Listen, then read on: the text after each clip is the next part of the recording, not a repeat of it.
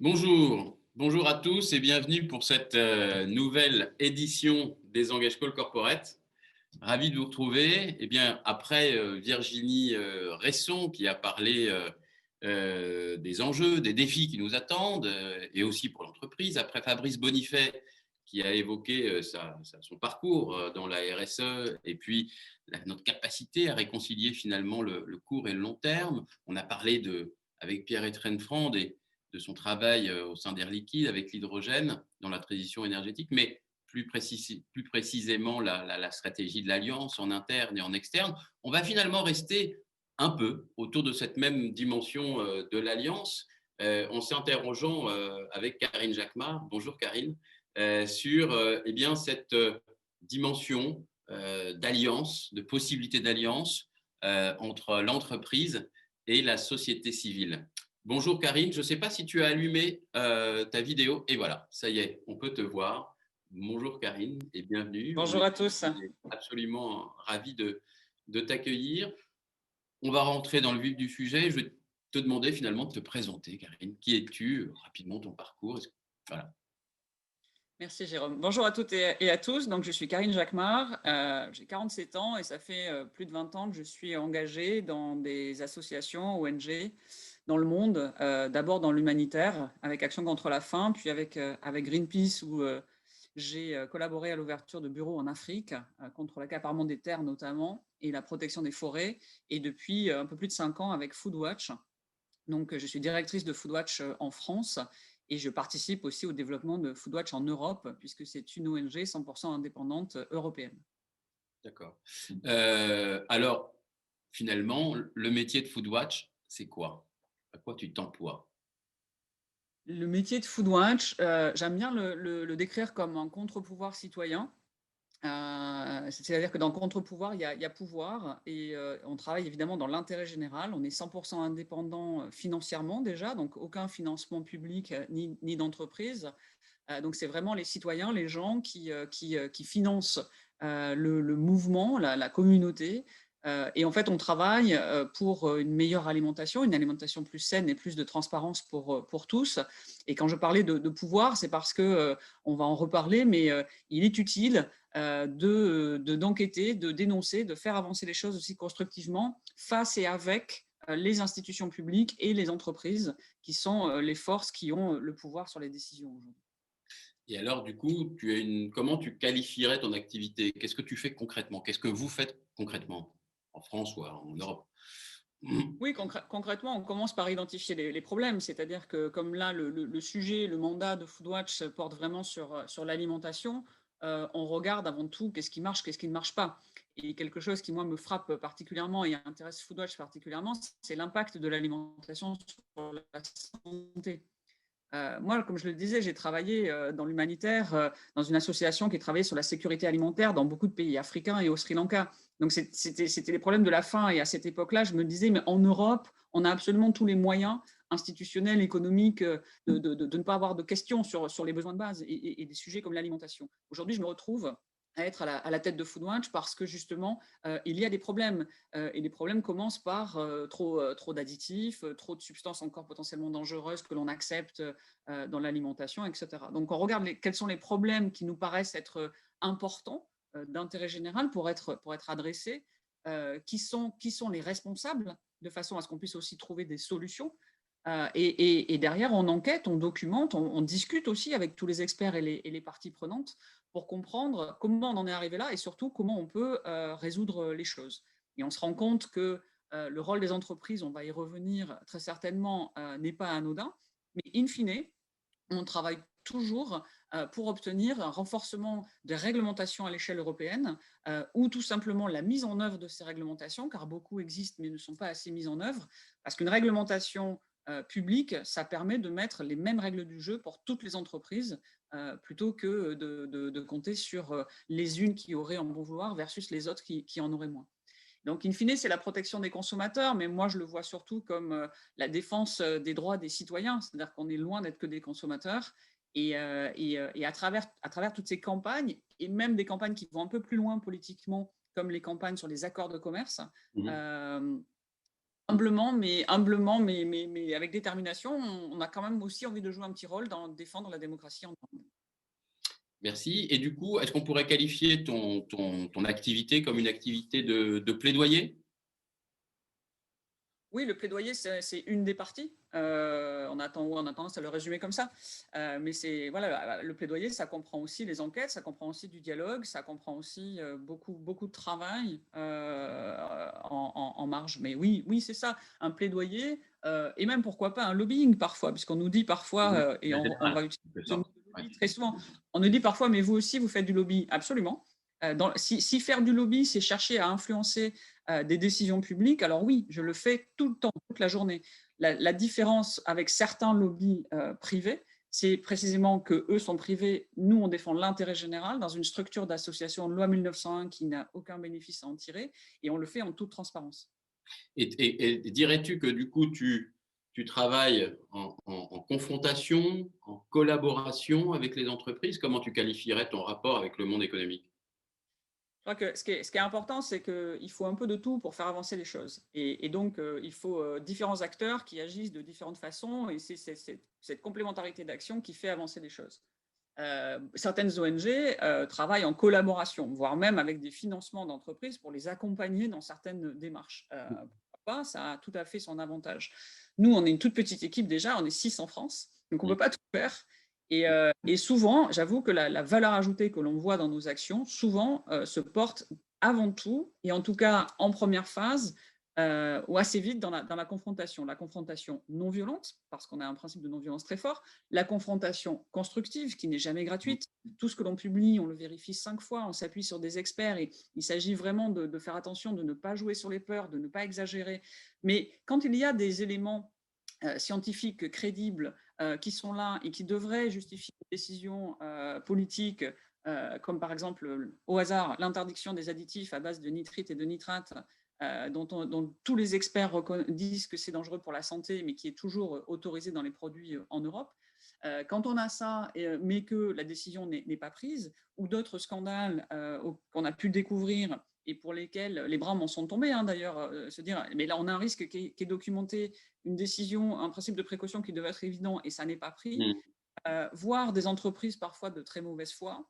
Alors oui, on a, et je l'assume, un rôle de confrontation non violente, mais non pas, encore une fois, gratuite, mais pour faire avancer les choses. Et je parle toujours de la crête. Nous, on cherche toujours à être sur une crête, Mmh. c'est-à-dire d'aller suffisamment loin pour faire réagir et faire bouger, et jamais trop loin pour finalement tomber un peu dans l'exagération ou perdre un peu le fil de notre rôle. Cela dit, avant la confrontation, il Productif. faut du dialogue. Mmh. Et on entame cette phase de confrontation que si on estime que d'autres actions seraient moins efficaces, et Ou ça n'ont pas n'enlève été efficaces, ou n'ont pas été efficaces au préalable, ou quoi. n'ont pas été efficaces avant, bien sûr, et ça n'enlève jamais l'option qui est toujours concomitante et parallèle du dialogue, puisque l'idée, c'est véritablement de faire avancer les choses, et donc il n'y a qu'une seule chose qui nous anime, c'est l'impact, et c'est de faire avancer les choses, encore une fois, pour la santé publique, pour l'intérêt général. Alors, est-ce que tu pourrais justement nous donner un exemple de campagne que vous avez menée et qui ont permis, ou qui a permis, pardon, opérationnellement de faire changer les choses?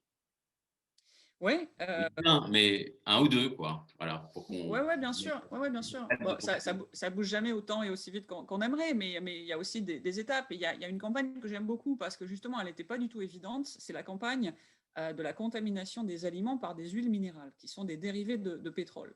Donc déjà, pourquoi on a fait cette campagne? Ce sujet n'est pas connu, donc c'est pas facile. Personne ne le connaît dans le grand public. Mais on savait qu'il y avait un vrai problème de santé publique avec des substances qui contaminent nos aliments et qui sont potentiellement cancérogènes. mmh, Unanimité scientifique. On savait que les industriels fabricants d'aliments étaient au courant depuis des années, d'autant plus qu'il y avait un projet de loi en Allemagne, donc ils étaient vraiment au courant, ça on en était sûr. mmh. On savait du coup que des responsables politiques étaient au courant, mais rien n'était fait ou quasiment rien. Du coup, on a décidé de faire faire et de publier des tests en 2015 en Allemagne, aux Pays-Bas et en France, qui ont montré que là c'était dans des produits secs, il y avait vraiment un problème de contamination. On a interpellé la Commission européenne avec une pétition, mais aussi dans le dialogue avec des lettres. On a interpellé des scientifiques, on a interpellé les gouvernements dans les pays où on travaille, et ça a fait monter. Juste une question. Quand tu dis dialogue avec, pardon, quand tu dis Oui, dialogue vas-y, pardon. avec des lettres, c'est tu as contacté les entreprises d'abord en leur disant voilà ce qui nous semble On a anormal. fait les deux. En fait, on a fait les deux tout à fait simultanément. On a écrit avec une pétition à la Commission européenne en leur disant il faut une réglementation pour rendre en fait réglementaire le fait de ne pas avoir cette substance dans l'alimentation. On a écrit au gouvernement des États membres en leur disant il faut une décision européenne, mais en attendant, on vous demande de pousser et de prendre des mesures à l'échelle nationale. Et on a écrit à toutes les entreprises pour lesquelles on avait fait les tests, celles qui avaient des produits contaminés aussi bien que celles qui avaient des produits non contaminés, pour leur dire voilà, on a fait ces tests, voilà les résultats. On vous demande de vous engager en fait à ce que dans votre chaîne de production, vous fassiez en sorte qu'il n'y ait plus cette contamination de façon détectable. Ce qui s'est passé ensuite, c'est que 6 des plus grands distributeurs en France se sont engagés à peine un an après la sortie de notre campagne. Donc c'était génial. Et on s'est dit, bon ben là, c'est gagné, domino, tout le monde va s'engager derrière. Et pas du tout, en fait. Il y a beaucoup de grandes entreprises en tête desquels Nestlé, que j'ai rencontré plusieurs fois, à qui on a dit, mais vraiment, engagez-vous, puisqu'ils nous disaient, en fait, on fait ça, ça, ça, ça, ça, ça, ça. On leur dit, OK, c'est très bien, mais du coup, en fait, vous faites plein de choses. Donc, allez un cran plus loin, vu le poids, en fait, que vous avez, engagez-vous publiquement et entraînez le reste de l'industrie et aidez-nous aussi à peser sur la Commission européenne pour avoir une réglementation. Et au lieu de ça, ils ont travaillé sur le sujet, mais il y a quand même eu beaucoup de gains de temps, ce qui est une tactique qu'on connaît bien. Hein. Il y a eu beaucoup de gains de temps avec une remise en question des méthodologies, les tests, des aspects très techniques, très scientifiques, cette stratégie de la manufacture du doute qui fait gagner du temps. C'est dommage parce qu'on a perdu du temps. Et juste pour finir, du coup, comme ça nous a un peu agacé que le sujet s'est étiolé un petit peu, alors qu'il est monté au plus haut niveau de la Commission européenne, on a du coup publié d'autres tests en novembre l'année dernière, donc il y a un an, en octobre, il y a un an, et on a publié des tests cette fois sur des laits infantiles. Et on a montré que dans des laits infantiles, il y avait également plusieurs produits en Europe qui étaient contaminés. Et du coup, le fait d'avoir testé sur des produits qui touchaient les bébés a obligé encore plus au niveau de la Commission européenne et des responsables politiques à prendre le truc très au sérieux. Et je vous passe les détails, mais c'est monté vraiment au plus haut niveau politique des États membres et de la Commission. Et de fait, on n'a pas encore communiqué dessus, donc je vous le dis en avant-première, et on a obtenu qu'il y a un début de réglementation. Pour la première fois, il y a un seuil qui a été défini par la Commission européenne sur la contamination par ces huiles minérales dans les laits infantiles. Et on va continuer à mener pour que ça touche tous les autres produits. Mais c'est typiquement le jeu de dire, à la fois on cible des entreprises, à la fois on a des entreprises alliées qui s'engagent avant les autres, à la fois il y a le niveau national, à la fois il y a le niveau européen. Ça finit par avancer, mais je ne vous cache pas que le ratio, alors c'est mon métier, je le fais parce que j'ai cet engagement, mais ce qui est le ratio entre effort et argent, si vous voulez, mis dans tout ça, 2 séries de tests, etc., pour obtenir ça, ça devrait être automatique en fait. Mais c'est pas grave, s'il faut en passer par là, on le fait et parfois ça paye. Et alors, merci pour cette présentation très claire d'une des campagnes. Non, c'était un peu long, mais. Non, non, non, non. Euh, du coup, est-ce que tu penses que tu parles d'équilibre, c'est souvent le cas de nos intervenants. Quel est le bon équilibre finalement entre dialogue et confrontation? Ça change à chaque fois, ça varie à chaque fois, ça varie d'une campagne à l'autre. Est-ce que si tu comprends Oui, ça. ça dépend. En fait, c'est pas du tout une science. Ça dépend surtout de la réaction des gens en face. Moi, il m'est arrivé, et particulièrement sur cette campagne-là des huiles minérales, pour la reprendre un exemple, il m'est arrivé de tendre la perche à des entreprises ciblées, concernées, dont je pensais qu'elles allaient tout de suite prendre la perche, en fait, en disant, mais engagez-vous et puis retirez votre produit, comme ça, vous montrez l'exemple, vous êtes leader, et qui n'ont pas du tout fait. Donc là où moi, je m'étais dit, OK, telle entreprise, je sais qu'ils vont être têtus, donc on va devoir taper un petit peu plus fort, de façon non violente, pour les faire bouger. Mais celle-là, qui s'affiche partout comme étant leader, voulant être absolument exemplaire et aller dans le sens du vent de l'intérêt général, va pouvoir bouger. Et en plus, je leur dis concrètement, faites ça, ça va permettre de faire avancer les choses. Et ils ne le font pas. Donc, quand on tend des perches, quand on pense et que légitimement une entreprise devrait réagir d'une façon qui est dans le sens du respect de ses consommateurs, de ses clients, mais aussi tout simplement de l'intérêt général et qu'ils ne le font pas, on monte d'un cran. Et il n'est pas rare qu'on communique comme ça. D'ailleurs, on l'a fait il y a 10 jours avec Daddy, qui n'était pas une campagne prévue par ailleurs. Mais Pardon. qui n'était pas une campagne prévue. J'ai pas entendu le nom, pardon, excuse-moi. avec Dadi. Dadi. En fait, quand les entreprises dépassent les bornes et qu'on estime que ça alimente un système qui est un système toxique, on se sent obligé, bien qu'on soit que 6, mais on se dit, eh ben là, non, on ne peut pas laisser passer. Donc Dadi, très concrètement, ils ont sorti une campagne de publicité que vous avez probablement vue, qui était donc pour le sucre, avec, avec les feuilles des betteraves à sucre qui sortent du pot de sucre, en fait, et en disant le sucre est une plante. Aïe. Oui, c'est Ils ont sorti ça. Ils ont sorti ça en plein débat sur le retour des néonicotinoïdes, donc les pesticides tueurs d'abeilles, et que, évidemment pour les betteraves à sucre. Et ils ont sorti ça alors que tous les experts savent qu'on est en pleine crise de surpoids et d'obésité et qu'en plus, dans la pandémie de Covid que l'on connaît, ce surpoids et cette obésité sont des facteurs aggravants. Et là, on arrache les cheveux de la tête. C'est-à-dire que moi, j'ai vu cette pub dans la rue, je me suis dit, c'est pas vrai, je rêve. Tout le week-end, on a reçu des dizaines de messages des gens parce qu'on est une communauté, c'est plus de 250 000 personnes qui suivent Foodwatch aujourd'hui en France et ça monte. On a reçu des dizaines de messages des gens, mais c'est scandaleux. Et forcément, on a réagi. On a réagi comment? On a écrit à Dadi. On a dit aux gens, allez, postez des trucs sur Facebook. Total, Dadi nous a répondu dans un déni total. Ils ont effacé les messages des gens de Facebook. On a fait quoi? On a lancé une pétition et un communiqué de presse. Voilà. Je dis juste, moi, ce n'est pas un leitmotiv dans ma vie d'être dans la confrontation. Je suis plutôt non violente.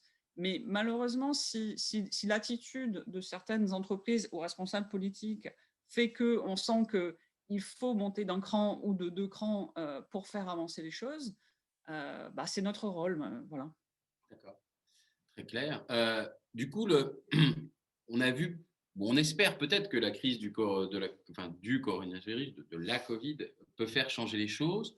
On a vu, ou on voit, on a beaucoup parlé, on a eu Jean Viard il n'y a pas longtemps qui nous disait que finalement, est-ce que ce n'était pas la reprise du citoyen sur le consommateur? Est-ce que tu sens, puisque finalement, évidemment, on ne pouvait pas consommer, donc ça nous a quand même fait poser des questions assez fondamentales sur le sujet, on était en tout cas forcés. Est-ce que tu sens aujourd'hui une évolution, une positive, une prise de conscience accélérée ou plus forte des entreprises aujourd'hui en 7 temps de crise? Ne souris pas, je te pose une vraie question. Non, mais je souris, mais je suis très embêtée parce que j'adorerais répondre oui, il y a un monde d'après, c'est formidable et on y va tous et je suis prête à ne pas dormir jour et nuit si on y va tous pour y aller vraiment. Mais c'est pas le cas. C'est-à-dire que oui et non, bien sûr, les entreprises, c'est pas un grand tout. Là, moi, je pense que certains ont pu penser à. Je suis évidemment, j'ai pas du tout un discours anti-entreprise. J'ai moi-même fait une école de commerce et bossé dans le privé, pas de souci. Mais certaines entreprises, oui. Et puis notamment, on voit dans l'économie sociale et solidaire qu'il se passe plein de choses. D'autres, non. Enfin, je parlais des choses qui... On reçoit, nous, de plus en plus des choses qui sont fuitées. Hein. On nous envoie soit des gens de l'interne, des entreprises. Ça peut arriver de l'interne. Bien sûr, qui veulent parce qu'ils ont une motivation sincère à faire bouger les choses et qu'ils ont compris qu'on était un acteur sérieux, c'est-à-dire qui n'est pas dans, encore une fois, qui n'est pas dans l'exagération, qui cherche vraiment à faire avancer les choses. Dans l'idéologie pure, bien sûr. Ben, et pas du tout. Et que quand des gens essayent de faire bouger les trucs en interne et qu'ils sentent qu'ils n'en ont pas le pouvoir et que ce n'est pas le cas, mais que nous, on peut aider de l'extérieur. Voilà. Mais par exemple, l'autre jour, j'ai reçu... pour le coup, c'est d'un autre type de source, peu importe, mais on m'a envoyé une lettre que l'ANIA, donc l'industrie qui englobe l'industrie agroalimentaire, a envoyé à 4 ministres pour dire en substance, on a publié cette lettre du coup, pour dire en substance aux 4 ministres, alors économie, environnement, parce que c'était dans le cadre de la loi qui suit la Convention citoyenne sur le climat. En fait, je vous la remets à l'endroit. Une des recommandations de la Convention citoyenne pour le climat est d'interdire les produits interdits, mal notés par le PNNS, le Programme Nutrition en Santé. En gros, ça corrobore quelque chose que Foodwatch soutient depuis des années, mais aussi l'Organisation mondiale de la santé, Santé publique France, tout le monde, qui est de dire qu'il faut réglementer la publicité et le marketing qui ciblent les enfants pour les produits trop gras, trop sucrés, trop salés. Donc ce sujet monte depuis plusieurs années et les citoyens l'ont aussi soutenu et que donc ça fait partie des discussions pour le projet de loi. Dans ce cadre-là, et encore une fois, en plein Covid et sachant que le surpoids et l'obésité sont des facteurs aggravants de Covid, on découvre que l'ANIA envoie une lettre pour dire à 4 ministres, tous sauf le ministre de la Santé, pour dire, alors surtout, il ne faut pas mettre ça dans la loi, parce que ne vous inquiétez pas, les entreprises, vous pouvez compter sur notre engagement total, et ce n'est pas la peine de faire une loi, on va s'engager super bien. Voilà.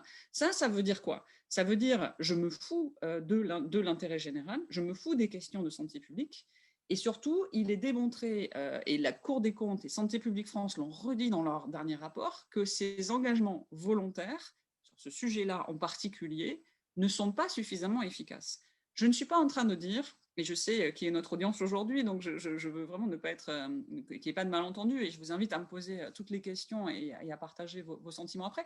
Mais je ne suis pas du tout en train de dire qu'il ne faut pas qu'il y ait d'engagement des entreprises, parce que les entreprises jouent un rôle primordial, évidemment, dans notre société et dans le paysage et dans les objectifs qu'on cherche à atteindre, évidemment.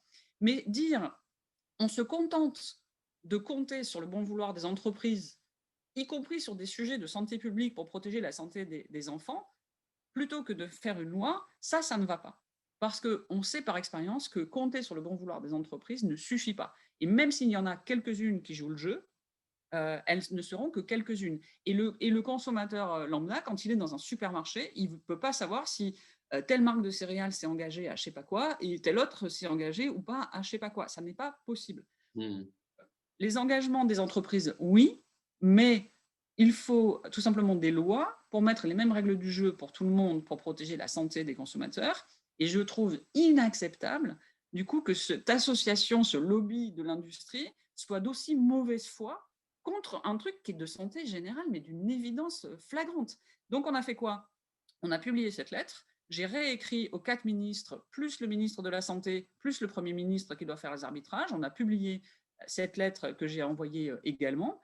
Et on a interpellé quelques-uns des grands mastodontes de l'industrie agroalimentaire sur Twitter pour leur dire, mais vraiment, vous soutenez cette démarche parce que l'ANIA, c'est toutes les grandes marques.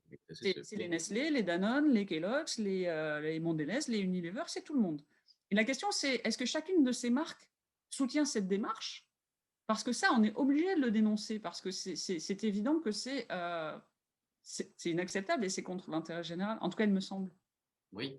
Du coup, comment, peut-être qu'il n'y a pas encore de réponse, mais comment ces marques que tu as, enfin, ces entreprises, ces groupes que tu as interpellés ont réagi? L'ont-elles fait pour l'instant? Ah, Pas encore. non, Ok. pas.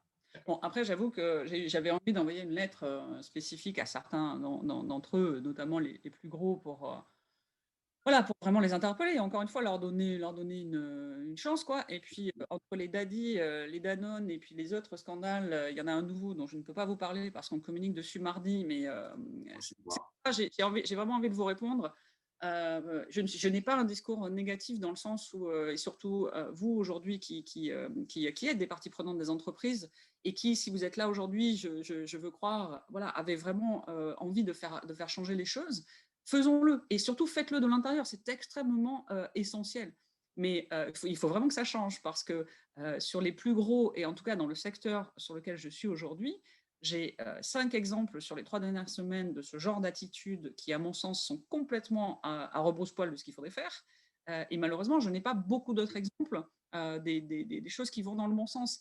Et, mais il y en a des exemples. Mais bon, ces exemples me font quand même un peu peur. Alors, n'hésitez pas à commencer à poser vos questions. J'ai encore 2-3 questions à poser, mais je vais prendre tout de suite une question qui résonne avec ce que tu viens de dire, Karine, de Caroline de Tal, qui travaille chez Bain, donc le cabinet de conseil. La question est qui sont les interlocuteurs de Foodwatch dans les entreprises avec qui tu as interagi? Différents types de Euh, personnes. souvent avec le plus haut niveau quand c'est moi au niveau des directions générales ou des secrétaires générales. Après très souvent c'est des directrices marketing ou RSE. Voilà, c'est souvent à ce niveau-là. D'accord, merci. Autre question qui est apparue, quels moyens, outils et stratégies pour fédérer une communauté de 250 000 personnes aujourd'hui? Comment vous faites? Parce que c'est grâce à ça que vous pouvez peser, en fait, notamment. Oui, oui, oui, bien sûr. Bah, en fait, je crois que quand Foodwatch est arrivé en France en 2014, et depuis, je crois que ça répond vraiment à un besoin des gens. Les gens, ils sont pas dupes tout le temps, en fait. Ils voient bien qu'on a une campagne qui s'appelle Arnaque sur l'étiquette. C'est juste pour montrer que bien trop souvent, en fait, le marketing prend un peu les gens pour des idiots et va un peu trop loin. Et les gens, ils le voient, ça. Ils voient bien qu'en fait, on ne les prend pas au sérieux, et ça les agace beaucoup. Donc, ils ont envie, en fait, ils ont envie du monde d'après, la plupart de nos concitoyens et concitoyennes. Et donc, quand on propose de dire, ben voilà, nous, on est ensemble, on peut faire bouger les choses. Ensemble, on est une plateforme. Plus on est nombreux, plus on a du poids. Voilà Mm. qui on est, voilà nos valeurs, voilà notre mandat, voilà nos principes et voilà nos modes d'action. Rejoignez-nous si vous avez envie. Ben oui, ça fait 250 000 personnes. Et c'est qu'un début, sincèrement, je pense, parce que les gens se reconnaissent dans ce genre d'action et dans ce qu'on défend. Oui, nous aussi, on a ce sentiment qu'en interne, en tout cas, il y a une volonté de plus en plus forte de faire changer les choses. J'enchaîne sur une question d'Adélie Dubert, qui sont, tu as évoqué des moyens de pression, mais elle demande quels sont les moyens positifs, finalement, pour faire bouger les choses, plutôt que dénonciation publique des pratiques, etc. Donc, d'ailleurs, tu as parlé que tu essayais de faire un équilibre entre les deux. Bien sûr. Ça passe d'abord par l'information mutuelle. Par exemple, quand on a fait les tests sur les huiles minérales, encore une fois, on a écrit à toutes les entreprises, y compris celles qui avaient des produits pour lesquels on n'avait pas trouvé de contamination. Et à ces entreprises, on leur a demandé, on leur a dit, ben voilà, on vous informe, et puis on a publié ça, donc on publie aussi des résultats qui ne sont pas contaminés, et on en a profité pour leur demander, est-ce que vous prenez des mesures particulières dans votre chaîne de production, en fait, qui pourraient expliquer, parce que ça pourrait servir aux autres. Et donc voilà, donc c'est ça aussi. Comme je le disais, moi, mon but, il est toujours de faire avancer les choses. Je suis jamais aussi contente que si une entreprise nous dit OK, on vous a entendu, on n'avait pas pris peut-être suffisamment au sérieux, mais OK, on prend en compte, quoi, et on va changer. Et d'ailleurs, on communique toujours quand des marques réagissent comme ça à nos campagnes. Ça a été souvent le cas sur la campagne Arnaque sur l'étiquette, où on a eu des réponses de gens qui disent OK, on n'avait pas vu ça comme ça, mais maintenant que vous le dites, d'accord, peut-être que ça induit en erreur et on va changer notre étiquette. Donc, on informe au maximum, on est dans l'échange. Et moi, par exemple, si une entreprise me dit OK, on va changer, mais comprenez bien que changer le processus de fabrication du jour au lendemain, et j'ai besoin j'en sais rien, je dis n'importe quoi, mais j'ai besoin de 12 mois, on ne va jamais dire ah non, mais pas du tout, c'est tout de suite, c'est maintenant ou jamais. Pas du tout, parce qu'on est, encore une fois, on n'est pas idiot, on s'adapte, et le but du jeu, c'est que ça change. Donc, si l'entreprise nous répond quelque chose de crédible et de sincère, avec un engagement transparent et public, on l'accompagnera et on communiquera positivement à propos de ça, parce que c'est tout ce qu'on demande, en fait. Et Mmh. plus il y a d'entreprises qui bougent, plus ça fait bouger les autres, parce qu'il y a un effet domino et de concurrence. Mais souvent, malheureusement, on voit que les gros mastodontes, ils se serrent les coudes entre eux plutôt que de chercher à évoluer dans le bon sens. Ça arrive, on le sait très bien, ils se parlent entre eux, ils nous apportent les mêmes réponses. Parfois, on a des réponses, c'est des copier-coller. C'est arrivé sur le sujet des laits infantiles avec la contamination des huiles minérales. Donc, moi, je veux bien tout, et on propose tous les outils pour que les choses avancent. Mais encore faut-il qu'il y ait de la bonne foi en face, et ce n'est pas toujours le cas.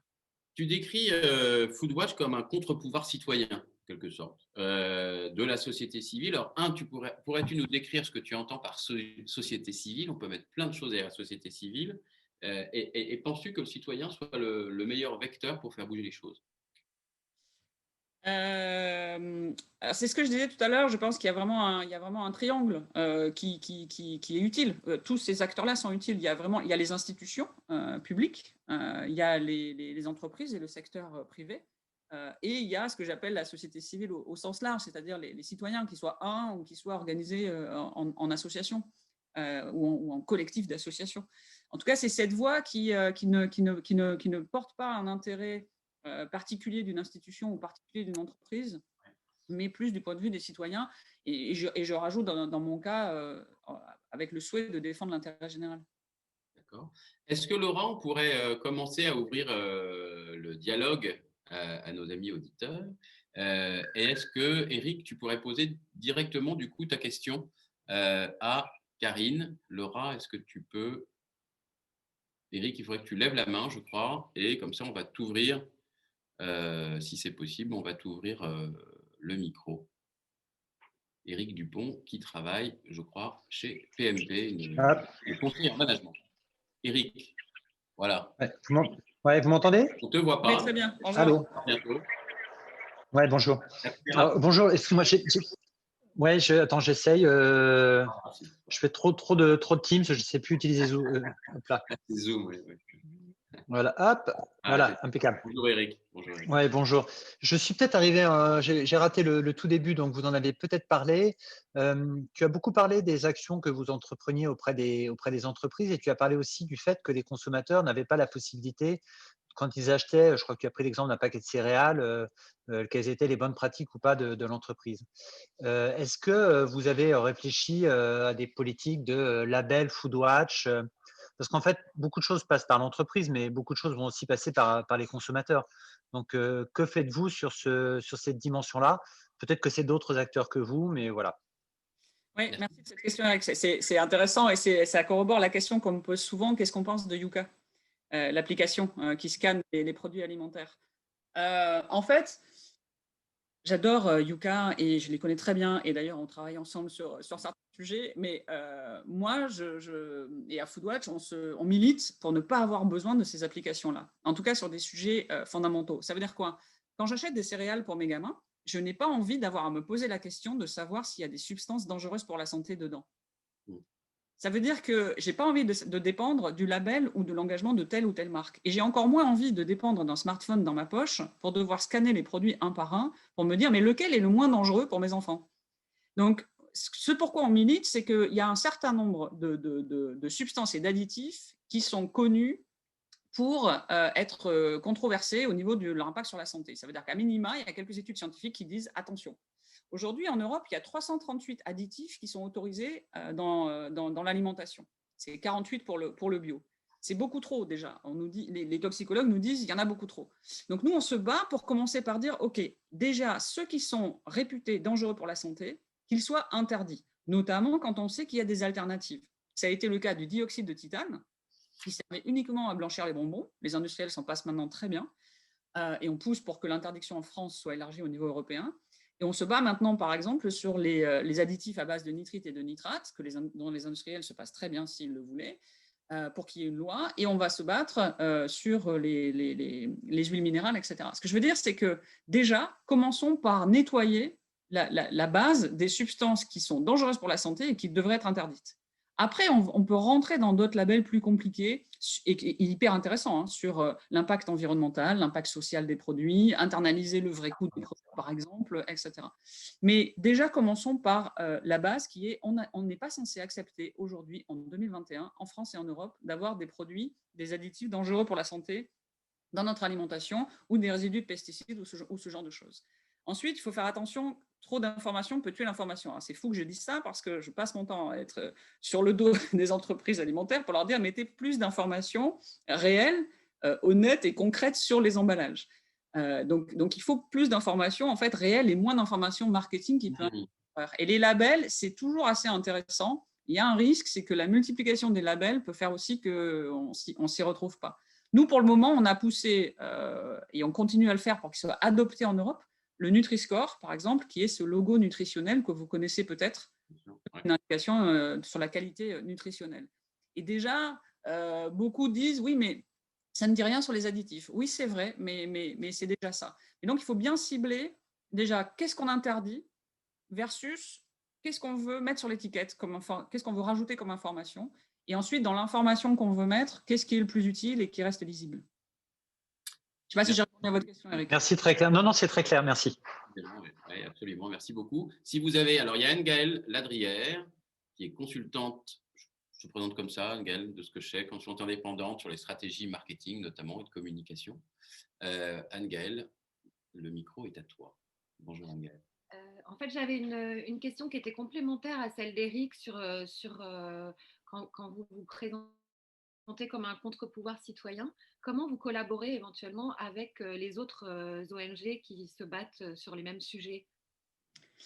On collabore bien dans le sens où moi j'ai bossé avec d'autres associations et je suis convaincue que déjà quand on est contre-pouvoir, on n'est pas nombreux. Hein. Moi je vous dis, si je suis une petite équipe de 6, quand je suis encore dans la confrontation avec Nestlé, on est bien d'accord qu'on n'a pas les mêmes moyens. Donc derrière, il faut être un peu malin.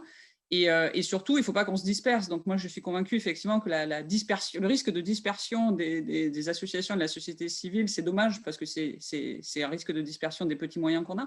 Donc, je m'attache avec l'équipe à ce qu'on se coordonne et qu'on échange sur les sujets sur lesquels ça a du sens de le faire. Par exemple, quand on a lancé une pétition pour avoir l'interdiction du glyphosate, c'est encore sur notre site. Je crois qu'on l'a fait avec plus de 30 ONG. C'est moi qui l'ai initié. Un jour, j'entendais quelqu'un du ministère dire « mais de toute façon, on ne l'interdira pas ». C'était déjà il y a 3 ans, hein, quand il y a eu la promesse de Macron.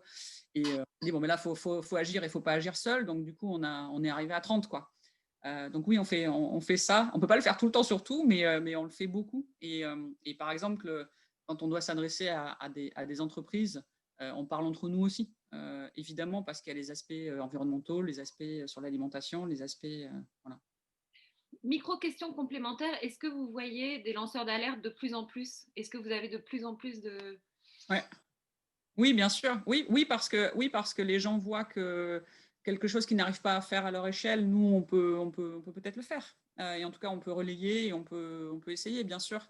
Et donc, oui, micro-réponse, oui. Bon. Merci beaucoup. Anne-Gaëlle. Autre question dans l'assistance. Je sais qu'il y avait Adélaïde, pardon, qui a une question, mais je crois qu'on y a répondu déjà.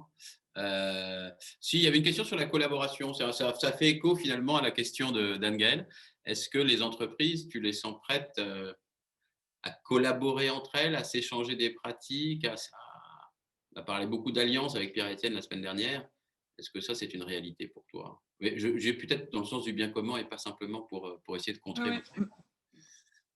Très sincèrement, je ne sais pas, j'espère. On fait un peu peur, je crois, aux entreprises, ce qui n'est pas forcément un but en soi, mais qui fait partie du jeu.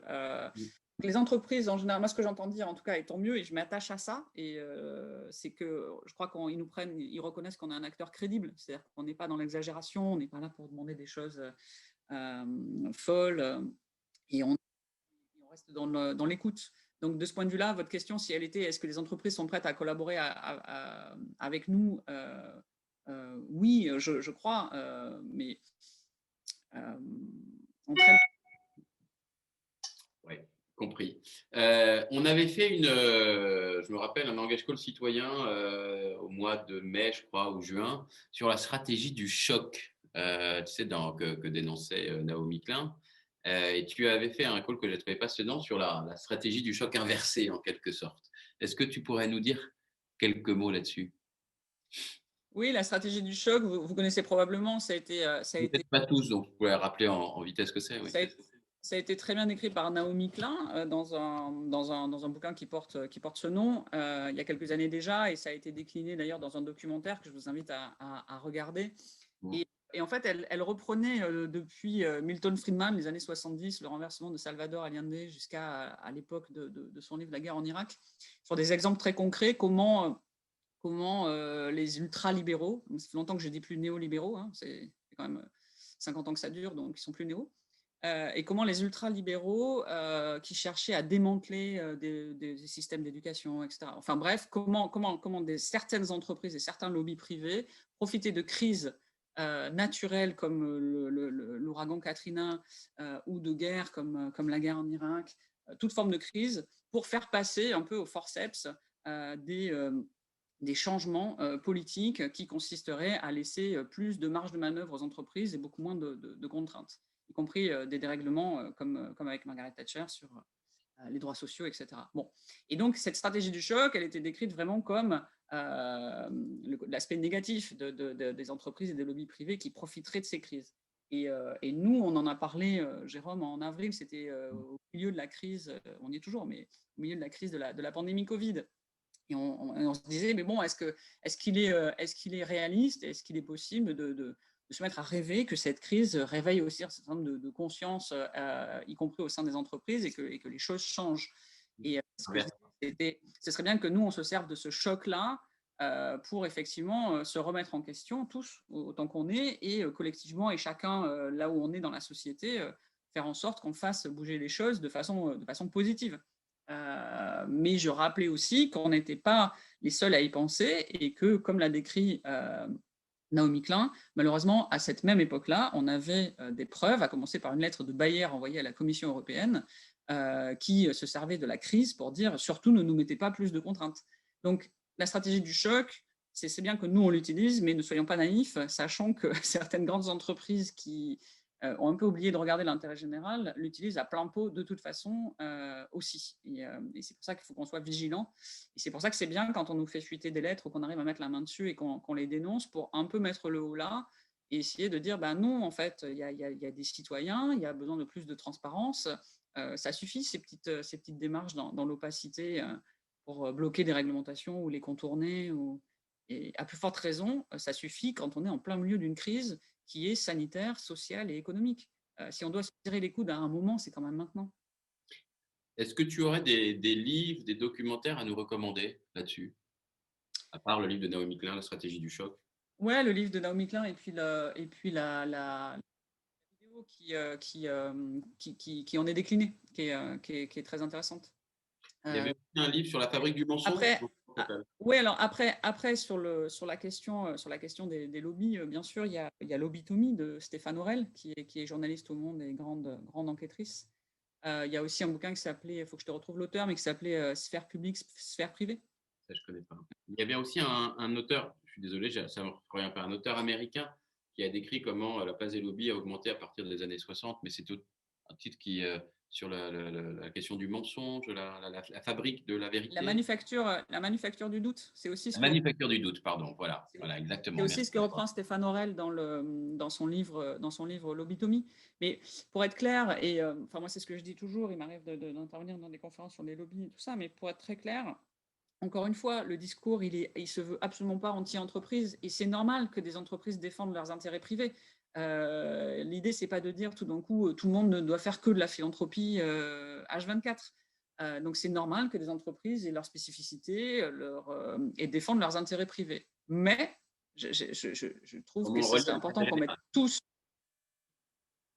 tous une ligne rouge. La ligne rouge, c'est à partir du moment où l'intérêt privé de certains empiète sur l'intérêt général, là, c'est non, quoi. Donc, ça paraît facile à dire, malheureusement, confronté à des exemples contraires. Donc, c'est juste ça. Chacun doit rester dans son rôle, mais il doit y avoir un truc qui est au milieu et que chacun, quel que soit son rôle, institution, citoyen, entreprise, doit respecter. Ça s'appelle l'intérêt général.